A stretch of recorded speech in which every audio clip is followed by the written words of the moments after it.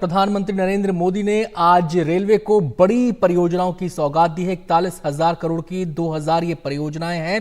इस समय पीएम मोदी संबोधित कर रहे हैं। आइए सुनवाते हैं क्या कह रहे हो। साथियों, मुझे खुशी है कि ये जो अमृत भारत स्टेशन है, विरासत और विकास दोनों के प्रतीक होंगे। जैसे ओडिशा के बालेश्वर रेलवे स्टेशन को भगवान जगन्नाथ मंदिर की थीम पर डिजाइन किया गया है, सिक्किम के रंगपो रेलवे स्टेशन पर आप लोगों को स्थानीय वास्तुकला का प्रभाव दिखेगा। राजस्थान का सांगनेर रेलवे स्टेशन 16वीं शताब्दी की हैंड ब्लॉक प्रिंटिंग को दर्शाता है। तमिलनाडु के कुंभकोणम स्टेशन का डिजाइन चोल काल के वास्तुकला पर आधारित है। अहमदाबाद रेलवे स्टेशन मोढेरा सूर्य मंदिर से प्रेरित है। गुजरात में द्वारका स्टेशन द्वारकाधीश मंदिर से प्रेरित है। आईटी सिटी गुड़गांव का रेलवे स्टेशन आईटी के लिए ही समर्पित होगा। यानी अमृत भारत स्टेशन उस शहर की विशेषता से दुनिया को परिचित कराएगा। इन स्टेशनों के निर्माण में दिव्यांगों और बुजुर्गों उनकी सुविधा का भी विशेष ध्यान रखा गया है। साथियों, बीते 10 वर्षों में हम सभी ने एक नया भारत बनते देखा है और रेलवे में तो परिवर्तन साक्षात हम अपनी आंखों के सामने देख रहे हैं। जिन सुविधाओं की हमारे देश के लोग कल्पना किया करते थे, लोगों को लगता था कि काश भारत में ये होता तो। लेकिन आप देखिए, जो कभी आप कल्पना में सोचते थे, आज हम आंखों के सामने होता हुआ देख रहे हैं। एक दशक पहले तक वंदे भारत जैसी आधुनिक सेमी हाई स्पीड ट्रेन के बारे में कभी सोचा था, सुना था? किसी सरकार ने कभी बोला भी था? एक दशक पहले तक अमृत भारत जैसी आधुनिक ट्रेन की कल्पना बहुत मुश्किल थी। एक दशक पहले तक नमो भारत जैसी शानदार रेल सेवा के बारे में किसी ने कभी सोचा नहीं था। एक दशक पहले तक विश्वास ही नहीं हो पाता था कि भारतीय रेल का इतनी तेजी से बिजलीकरण होगा। एक दशक पहले तक ट्रेन में स्वच्छता, स्टेशन पर सफाई, ये तो बहुत बड़ी बात मानी जाती थी। आज ये सब रोजमर्रा की जिंदगी का हिस्सा बन गए हैं।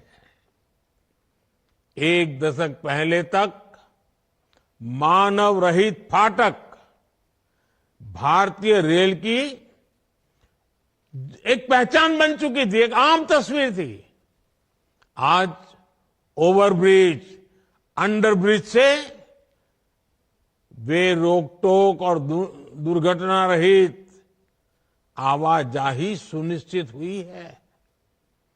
एक दशक पहले तक लोगों को लगता था कि एयरपोर्ट जैसी आधुनिक सुविधाएं सिर्फ पैसे वाले लोगों के ही भाग्य में है। आज गरीब और मिडिल क्लास के लोग रेलवे स्टेशन पर भी एयरपोर्ट में जैसी सुविधा होती है ना, वो सुविधा रेलवे में सफर करने वाला मेरा गरीब भाई बहन भी उसका लाभ ले सकता है। साथियों, दशकों तक रेलवे को हमारे यहाँ की स्वार्थ भरी राजनीति का शिकार होना पड़ा। लेकिन अब भारतीय रेलवे देशवासियों के लिए ईज ऑफ ट्रैवल का मुख्य आधार बन रही है। जिस रेलवे के हमेशा घाटे में होने का रोना रोया जाता था, आज वो रेलवे परिवर्तन के सबसे बड़े दौर से गुजर रही है। ये सब कुछ आज इसलिए हो रहा है क्योंकि भारत 11वें नंबर से छलांग लगाकर 5वें नंबर की अर्थव्यवस्था बना। 10 साल पहले जब हम 11वें नंबर पे थे, तब रेलवे का औसत बजट 45,000 करोड़ रुपए के आसपास रहता था। आज जब हम 5वें नंबर की आर्थिक ताकत है, तो इस वर्ष का रेलवे बजट 2.5 लाख करोड़ रुपए से अधिक का है। आप कल्पना कीजिए, जब हम दुनिया की तीसरी बड़ी आर्थिक महाशक्ति बनेंगे, तो हमारा सामर्थ्य कितना अधिक बढ़ेगा।